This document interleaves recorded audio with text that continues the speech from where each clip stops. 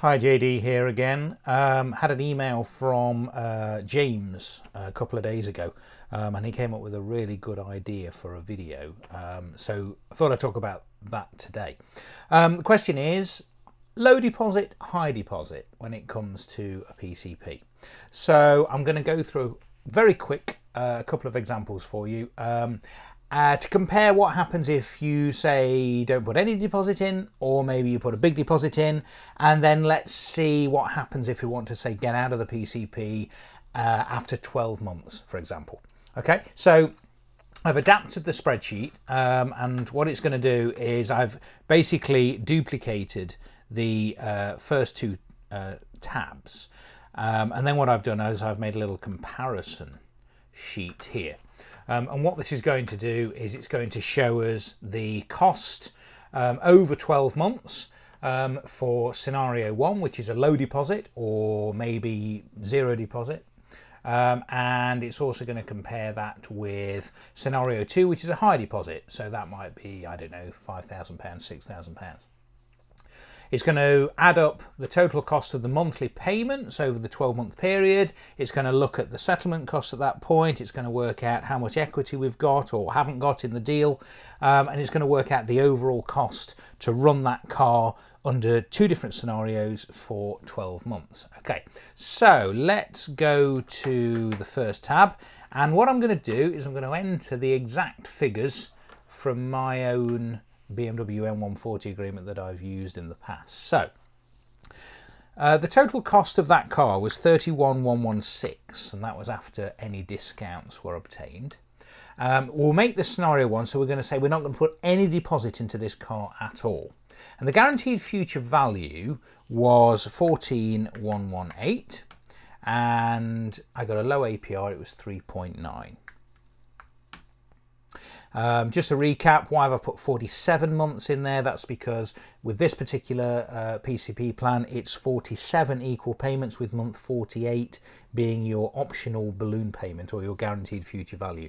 Do check that on your deals, because sometimes it'll be a 49-month agreement or a 37-month agreement. So 48 equal payments with month 49 being your guaranteed future value or your balloon payment. That's quite useful actually to talk about, because it enables you to make sure that you are comparing like for like, because sometimes if you ask for a 4-year deal, you might actually see that it's a 49-month term or a 37-month term for a 3-year deal. So do just make sure.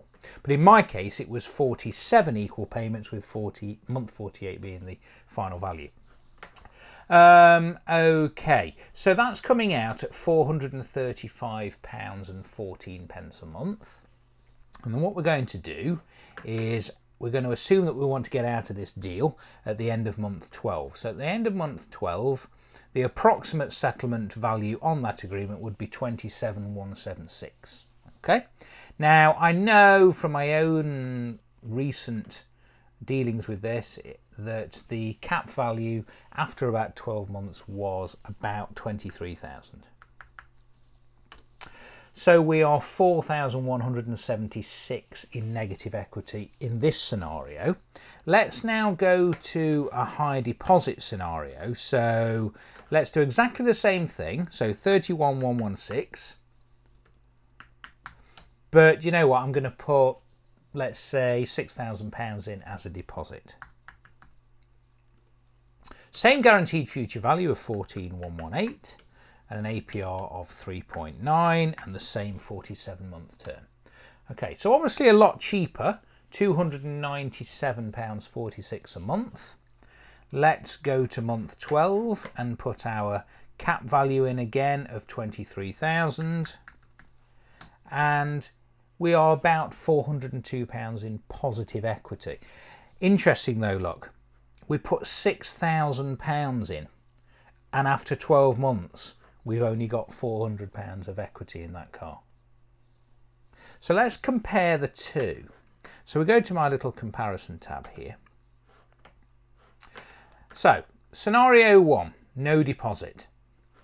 The total cost of 12 monthly payments on that agreement would be £5,221.65, no deposit and negative equity after the 12-month point, assuming a cap value of about 23,000 would be 4,176.81, meaning that to own that car over 12 months would cost about £9,400, which I know is absolutely ridiculous, to own a car for 12 months and give it back and have nothing. But what I'm doing is I'm just trying to compare these two scenarios. High deposit. So total cost of monthly is obviously a lot less monthly payment. If we go back to scenario 2, it was £297.46 a month. So multiply that by 12 and it costs us £3,569. We put a £6,000 deposit in, which all that's done is lowered our monthly payments. And our equity is minus £402. So £402.91 positive equity. So you can see, like for like, there's not a lot in it. We are, over the 12 months, about £231 better off by putting the big deposit in and paying less monthly payments. However, let's remember that in the first scenario, we could have invested that £6,000. We could have kept it in the bank. It would have helped with cash flow to buy other things. So what I've done is, let's assume that instead of putting the £6,000 into the car, we put that £6,000 into something like a stocks and shares ISA. And I don't think 10% is unreasonable. There are some very good performing funds out there that you can get in stocks and shares ISAs and other ways as well, that will give you, I would have thought, at least 10%. So we put our £6,000 in a stocks and shares ISA. So after 12 months, we get £600 interest. So actually, we're £368 up on the deal. And I think you might get more than 10%. It's just a comparison. But I would sooner, again, personally, keep the money in the bank and pay more each month. Either way, both ways if you like, it's still a pretty bad thing to do. Buy a car, put £9,000 in both examples, and then walk away after 12 months. But James was asking a question, you know, is there kind of an optimum amount of deposit to put in? I don't think there is, really. As you can see, they are very similar, but it means that you can keep that lump sum. It's a lot of money, £6,000 to just give away and effectively lose after 12 months. At least when you, in this situation, you don't put any deposit in, but you can keep that £6,000 in the bank. It might, as I say, help you to do other things, gives you more cash flow, gives you rainy day money. And if you do want to walk away after the 12 months, and assuming you've kept that money potentially and you've invested it, you could have made a little bit of a profit rather than chucking all that £6,000 straight into the car at the outset. Okay, so a bit of a short video this, but I thought it was quite an interesting little test to do. Let's try a different scenario. Let's say you put £10,000 deposit in, God forbid. So £205 a month, and at the end we are £3,500 in positive equity, which makes sense because it was about £400 before. It's now